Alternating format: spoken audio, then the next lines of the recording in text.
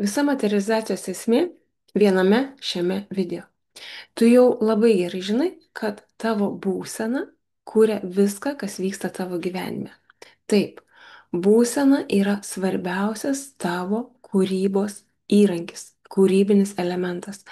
Ir viskas, ko tu šiame momente nori, prašau dabar labai atidžiai klausyk ir pasistenk suprasti ne protu, bet širdimi. Tai yra prarezonuoti, prajausti. Viskas, ko tu nori savo gyvenime, jau egzistuoja. Jau yra tas mylimas žmogus, su kuriuo tu nori kurti darnius santykius. Jau yra tas automobilis, kuriuo tu nori įstovi kažkokiame autosalone. Jau yra tas namas, kuriame tu nori gyventi ir jis arba ką tik atsilaisvino, arba yra neseniai baigtas statyti. Viskas jau yra sukurta. Tačiau pakol kas tai neintegruota į tavo realybę. Ir kaip padaryti, kad tai pritraukti, kad tai atsidurtų, kad tu atsidurtum ten ir tai atsidurtų pas tave. Tai pirmas momentas labai svarbus yra švarus ketinimas. Tai yra nuimti bet kokį sureikšminimą, bet kokį svarbumą, bet kokį norėjimą. Tai yra palaikyti tiesiog švarų ketinimą. Tai turėtų atrodyti panašiai kaip noriu nusipirkti obuolių, ar ne? Tai einu į parduotuvę ar į turgų ir nusipirku obuolių.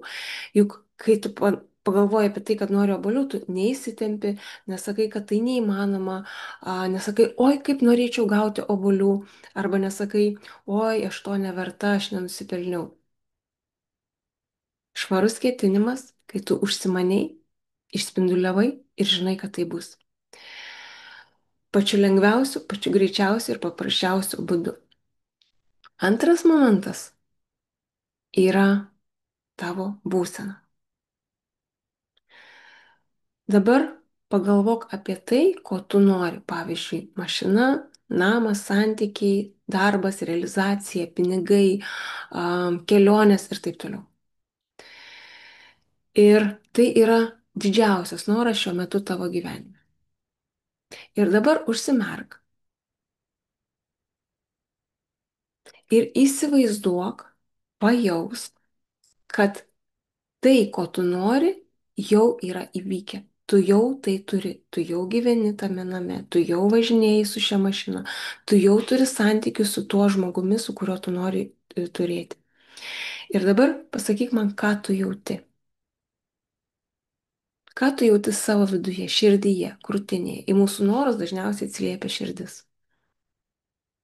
Ir va tai, ką tu dabar jauti, yra raktas. Tai yra raktas išlaikyti būseną, aš tai jau turiu. Ir gyventi su šito jausmu, kol tai integruosis į tavo gyvenimą. Viskas labai paprasta. Tačiau, ką privalai žinoti dar? Jeigu ilgai palaikai šią būseną, šią vibraciją, bet niekas nevyksta, vadinasi, tavo pasąmonėje yra kažkas, kas blokuoja. Ir kad suprastum, išsiaiškintum, kas tau blokuoja, užsiduok savo klausimą.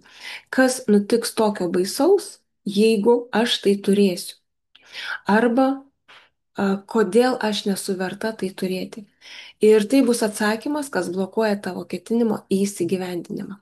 Ir jeigu tau reikia pagalbos dirbant su pasąmoniniam programom, tiesiog susisiek arba registruokis susipažinimo skambučiai. Iki.